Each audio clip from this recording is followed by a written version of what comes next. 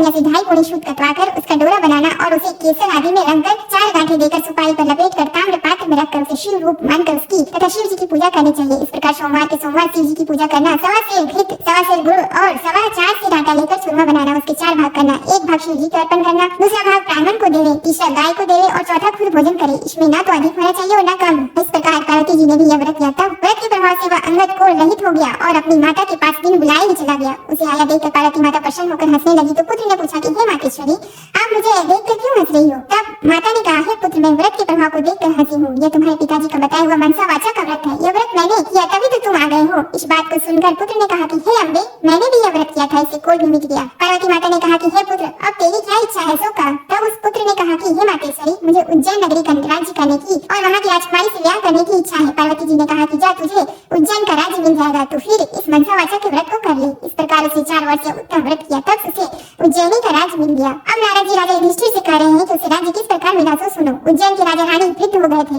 उनके कोई पुत्र नहीं था, केवल एक राजकुमारी थी। राजा रानी ने सोचा कि इस कन्या का विवाह किसी राजकुमार से करके उसको राज्य दे देवे। ऐसा निश्चय कर एक स्वयंवर रचा जिससे देश देश के राजकुमार आए। तब एक हथनी को श्रृंगार करा के पूजा करके हाथ जोड़कर राजा जी ने कहा कि हे हथनी, तू देव स्वरूपा है, यह माला ले और उसको पहना दे। इस राज्य को संभाल सके और राजकुमारी के लायक ही वह रहो। मामूली मनुष्य को माला मत पहना देना। वह पार्वती जी का पुत्र भी देवयोग से वहाँ पहुँच गया। हथनी ने उसके ही गले में माला डाल दी, परंतु लोगों ने कहा कि यह तो हथनी की भूल है, यह कोई राजकुमार नहीं है। ऐसा कहकर उस लड़के को तो दूर हटा दिया और हथनी का पुनः माला दी गई और प्रार्थना की गई कि हे माता, जो इस राज्य के लायक हो उसको ही माला पहनाना। हथनी ने दूसरी बार भी दूर जाकर उसी के गले में माला डाल दी। तब लोग कहने लगे कि हथनी ने हट पकड़ ली और मार पीट कर उस बालक को दरवाजे से बाहर निकाल दिया एवं पुनः हथनी पर गणपति की मूर्ति स्थापित करके वही प्रार्थना की। वह देव रूपी हथनी थी, इसलिए दरवाजे के बाहर निकलकर उसी बालक के गले में उसे तीसरी बार माला डाल दी। तब राजा ने नगर सेठ को बुलाकर कहा कि तुम इसको ले जाओ और बारात सजाकर हमारे यहाँ ले आओ। राजा की आज्ञा मानकर सेठ उसको ले गया। राजा ने भी पंडितों को बुलाकर लग्न का दिन निश्चय कराया और अपनी कन्या का विवाह उस बालक के साथ कर दिया और अपने खर्च के लिए थोड़े से गांव रखकर सारा राज्य बेटी जवाई को कन्यादान में दे दिया। विवाह के पश्चात वह बालक और राजकुमारी महलों में गए। अब वह राजा हो गया।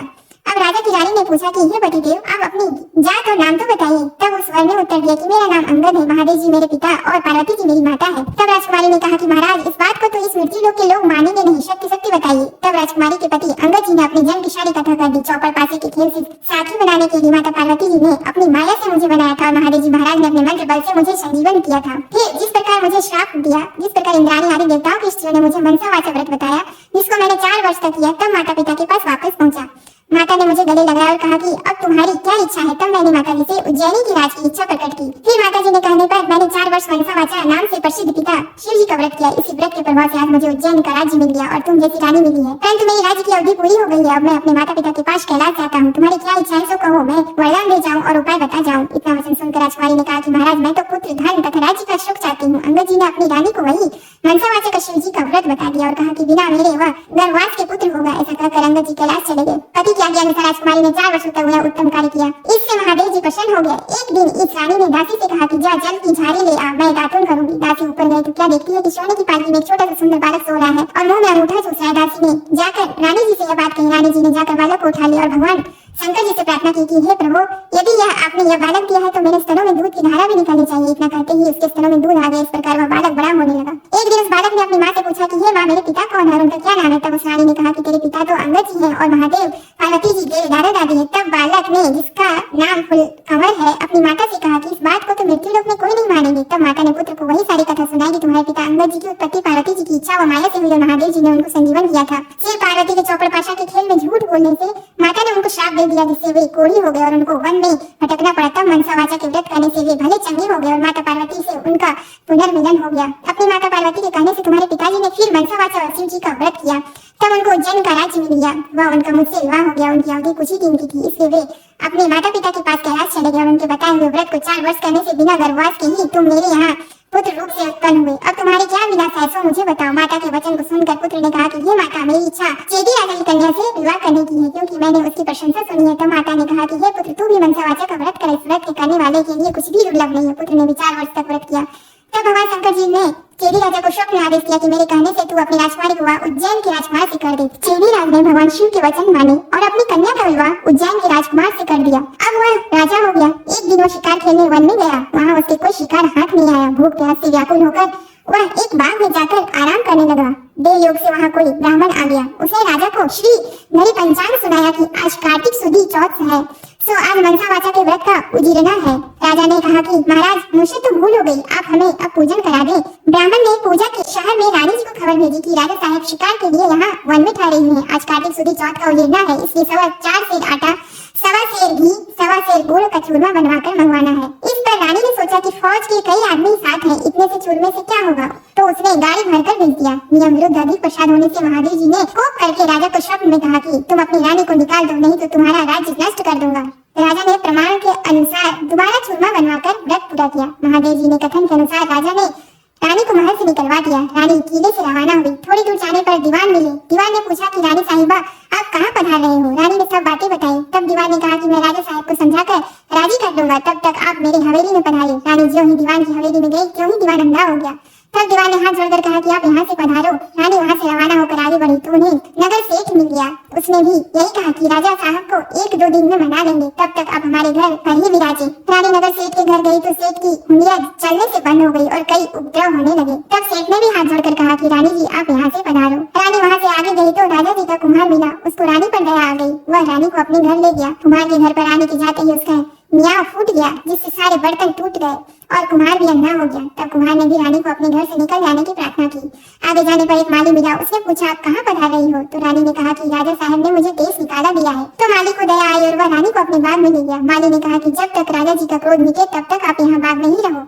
पर रानी के बाग में जाते ही बाग के पेड़ पौधे सब सूख कर जलने लगे। क्यारियों का पानी भी सूख गया और माली को भी कम दिखने लगा। तब माली ने भी रानी से वहाँ से चले जाने के लिए कह दिया। रानी वहाँ से निकलकर विचार करने लगी कि मुझसे ऐसा क्या पाप हो गया है कि मैं जहाँ जहाँ भी जाती हूँ वहाँ अनर्थ सा होने लगा है। ऐसा सोचते सोचते रानी ने देखा कि आगे 2 रास्ते हैं। पूछने पर मालूम हुआ कि एक तो 6 महीने का रास्ता है, वह दूसरा 3 ही दिन का है। रानी 3 ही दिन के रास्ते से चली। आगे जाते जाते क्षिप्रा नदी मिली। रानी ने दुख के मारे उसमें कूद कर आत्महत्या करनी चाहिए, पर जो ही वह नदी में कूदी तो नदी ही सूख गई। आगे चलने पर एक पर्वत आया। उसने सोचा कि इस पर चढ़कर गिर पड़ो। वह चढ़कर गिरने लगी तो पर्वत जमीन के बराबर हो गया। आगे जाने पर एक सिंह दिखा दिया। रानी ने सोचा कि इस सिंह को छेड़ो तो शायद यह मुझे खा जाए तो अच्छा ही है। उसने सिंह पर हाथ फिरा तो सिंह पत्थर का हो गया। आगे जाने पर बड़ा भारी अजगर सांप दिखाई दिया। रानी ने मरने के लिए उस बड़े सांप को छेड़ा तो सांप रस्सी बन गया। रानी हार खा कर और आगे चली तो क्या देखती है कि वहाँ एक बड़ा भारी पीपल का वृक्ष है। उसी के पास एक सुंदर कुआं और एक मंदिर बना हुआ है। वह मंदिर में जाकर मुंह ढककर बैठ गई और ओम नमः शिवाय इस पंचाक्षरी मंत्र को जपने लगी। उस दिन कार्तिक शुद्ध चौथ का दिन था। मंदिर का पुजारी नाथ सामान लेने गांव में गया था। वहाँ उसको कुत्ते ने काट खाया। तब पुजारी नाथ ने विचार किया कि हमारे आश्रम में ऐसा कौन पापी आ पहुंचा है जिसके कारण ये उत्पात हो गया। मंदिर जाकर नाथ ने एक स्त्री को बैठी देखा तो कहने लगा आज यहाँ कोई डाकिन या भूतनी आ गई है। तब रानी ने विनय पूर्वक कहा कि महाराज मैं ना तो डाकिन हूँ ना भूतनी, मैं तो मानवी हूँ, आकाश की घेरी और जमीन की झेली हुई दुखी स्त्री हूँ। यदि आप मुझे धर्म की बेटी बनाओ तो अपना सारा भेद कहूँ। नाथ ने यह स्वीकार कर लिया तो रानी ने अपना सारा भेद कर लिया और वहाँ से चलने लगी। तब नाथ ने उजीरना का एक लड्डू उसे दे दिया। लड्डू को देखते ही रानी को व्रत याद आ गया। नाथ ने भी बता दिया कि आज कार्तिक सुदी चौथ है, यह मनसा वाचा के व्रत का प्रसाद है। इसका नियम है कि राजा को तो वो भी अधिक प्रसाद न बनाए और गरीब हो तो भी कम न बनाए। यह एक भाग का लड्डू है। तब रानी के समझ में आ गई कि मैंने प्रसाद का चूरमा ज्यादा भेजा था, इसलिए यह महादेव जी का दोष हुआ है। ऐसा विचार कर रानी ने नाथ जी से प्रार्थना की कि हे महाराज इस व्रत को अब मैं भी करना चाहती हूँ। तब नाथ ने कहा कि यह श्रावण शुदी चौथ आ रही है, इस दिन से तुम व्रत शुरू करो। फिर नाथ जी ने कुंवारी कन्या से पूरी कटवाकर उसका डोरा बना दिया। पूजन का सामान लाकर सोमवार के सोमवार व्रत और पूजन करती रही। तब कार्तिक शुदी चौथ आई। तब नाथ जी गाँव जाकर सामान ले आए। 1.25 सेर घी, 1.25 सेर गुड़, 4.25 सेर आटा का चूरमा बनाया। चूरमा के 4 भाग किए और शिव पार्वती की मनसा वाचा पूजा की। इस तरह व्रत करते करते 4 वर्ष बीत गए तो महादेव जी महाराज ने राजा को स्वप्न में दर्शन देकर कहा कि राजन अब तू रानी को बुलवाओ, नहीं तो मैं तेरे राज्य का नाश कर दूंगा। तब राजा ने कहा कि महाराज अब रानी का पता लगना कठिन है, आपके आगे से ही तो उसे निकाला था। तब महादेव जी ने कहा कि हे राजन तू 4 विश्वासी नौकरों को पूरब के दरवाजे पर भेज दे। वहाँ बिना नाथे हुए बैलों की गाड़ी आएगी, वह गाड़ी वहीं जाकर ठहरेगी जहाँ पर तुम्हारी रानी है। प्रातःकाल राजा ने 4 आदमी भेजे। आगे बिना नाथे हुए बैलों की गाड़ी आई, उसमें से चारों बैठ गए और उसी मंदिर तक चले गए जहाँ पर रानी थी। वहाँ रानी को पहचान कर सेवकों ने कहा कि हे रानी जी अब पधारिए, राजा साहब ने आपको बुलाया और इसी कार्य के लिए हमको भेजा है। तब रानी ने नाथ जी से कहा कि मैं आपकी धर्म की बेटी हूँ, सो आप मुझे सीख देकर भेजो। तब नाथ जी ने मिट्टी के हाथी घोड़ा व पालकी बनाकर मंत्र के छींटे दिए, जिससे वे सच्चे हाथी घोड़ा पालकी बन गए। रानी ने नाथ जी से फिर कहा कि हे पिताजी आते समय रास्ते में मेरे रहने से कई जीवों का नुकसान हो गया था, तो उनका भी उद्धार हो जाए, नहीं तो यह पाप भी मुझको ही लगेगा। तब नाथ जी ने शिव जी के निर्माल्य स्नान कराए, जल की एक झाड़ी भर दी और कहा कि बेटी तू इस जल का छींटा ओम नमः शिवाय कहकर डालती जाना तो तेरे सारे पाप निवृत्त हो जाएंगे। अब तो रानी शिव पार्वती जी को और नाथ जी को साष्टांग नमस्कार कर लेने और आए। चारों शेखों के साथ रवाना हो गई। जाते जाते वही सर्प आया। तब शिव जी से प्रार्थना करने लगी कि प्रभु, मेरे पाप से यह सर्प रस्सी बन गया था, अब यह फिर से सर्प हो जाए। ऐसी प्रार्थना कर झाड़ी के जल से उसके छींटे दिए, जिससे वह पहले के समान सर्प बन गया। आगे वही शेर जो पत्थर का हो पड़ा था मिला, उसके भी रानी ने झाड़ी के जल से छींटे दिए तो वह भी जीवित होकर जंगल में भाग गया। आगे चलने पर वह पर्वत आया जो जमीन के बराबर हो गया था। प्रार्थना करके जल के छींटे देने से वह भी पहले जैसा पर्वत हो गया। आगे जाते जाते वही नदी आई जो सूख गई थी। रानी ने शिव जी का ध्यान कर जल के छींटे दिए, जिससे वह भी गहरी और स्वच्छ जल वाली नदी फिर से हो गई। अब रानी जी ने पालकी हाथी घोड़े से किले में भेज दिए और वह खुद उसी बाग में गई जो पहले सूख गया था। बागवान ने कहा कि रानी जी, अब आप क्यों आई हैं? पहले की आपने आने से यह बाग उजड़ गया था। पर रानी के समझाने पर माली ने फाटक खोला। रानी ने बाग में जाकर शिव जी का ध्यान कर झाड़ी के जल के छींटे दिए, जिससे पहले से भी अच्छा हरा भरा बगीचा हो गया। वहाँ कई कोयले बोलने लगी, नाना प्रकार के फल फूल दिखाई देने लगा। कुओं में लबालब जल भर गया। फिर रानी जी उसी कुम्हार के घर गई तो कुम्हार की आंखें खुल गई और जल के छींटे देने से मियाओं के बर्तन सोने चांदी के बन गए। कुम्हार ने कहा कि रानी जी, ये सोने बर्तन हमारे पास कौन रहने देगा? तब रानी जी ने कहा कि इनमें से 4 बर्तन राजा की भेंट कर देना। इसी तरह रानी नगर सेठ के घर गई तो उसकी हंडिया सिकरने लगी। तब व्यापार में लाभ होने लगा। तब नगर सेठ ने कहा कि अन्नदाता जी, आपके पधारने से हमारे यहाँ रिद्धि सिद्धि हुई है। इस खुशी में मैं सारी नगरी को जिमाना चाहता हूँ। सारी नगरी में ढिंढोरा पिटवा दिया जाए कि कल किसी के घर में धुआं ना निकले। जो किसी ने चूल्हा जलाया तो दंड के भागीदार हो गया। आगे रानी जी पधारी तो दीवान जी के यहाँ पहुंची। जाते ही दीवान जी की आंखें खुल गई। सब आनंद हो गया। अब रानी साहिबा किला में पधारी। राजा जी ने उनका अच्छा स्वागत किया। नगर सेठ ने सारे नगर को जिमाया और किले में जाकर रानी जी से अर्ज की अन्नदाता जी, अब आप भी आ रहोगी? रानी ने कहा कि मेरे तो आज कार्तिक शुक्ल चौथ का उजेड़ना है, सो किसी भूखे आदमी को जिमा कर जिमाऊंगी। सारे नगर के लोग तो नगर सेठ के यहाँ जिमाए। नगर में कोई भी भूखा व्यक्ति नहीं मिला। ढूंढते ढूंढते धोबी घाट पर एक अंधी भरी कोढ़नी धोबन पड़ी मिली। रानी जी की आज्ञा से उसे बुलाया। रानी जी ने उसे स्नान कराया। स्नान कराते उसका सारा कोढ़ मिट गया। कथा सुनते उसके लिए स्वर्ग से विमान आ गया और वही धोबन कथा सुनने व प्रसाद लेने मात्र से सदैव वैकुंठ चली गई। राजा रानी भी हर साल मनसावाचा का व्रत करते रहे। वे संसार के सब प्रकार के सुखों को भोगते रहे और पुत्र को राजगद्दी देकर अंत काल में शिवलोक में चले गए। इस प्रकार मनसावाचा भगवान शिव जी पार्वती जी के व्रत करने की बड़ी भारी महिमा है। श्रावण सदी के सोम से कार्तिक सुदी चौथ तक यह व्रत सब मनोवांछित फल को देने वाला। इस मनसावाचा के व्रत को करने वाले मनुष्य की सभी कामनाएं शिव जी महाराज पूर्ण कर देते हैं। पुत्र नहीं हो या होकर जीवित नहीं रहता हो तो इस व्रत के करने से स्त्री पुत्र का सुख अवश्य प्राप्त करती है। इसी प्रकार पुरुष को स्त्री का और स्त्री को पति का सुख सौभाग्य प्राप्त होता है। जिससे कमाई धंधा न हो तो इस व्रत के करने से श्री शंकर भगवान से जीविका प्रदान करते हैं।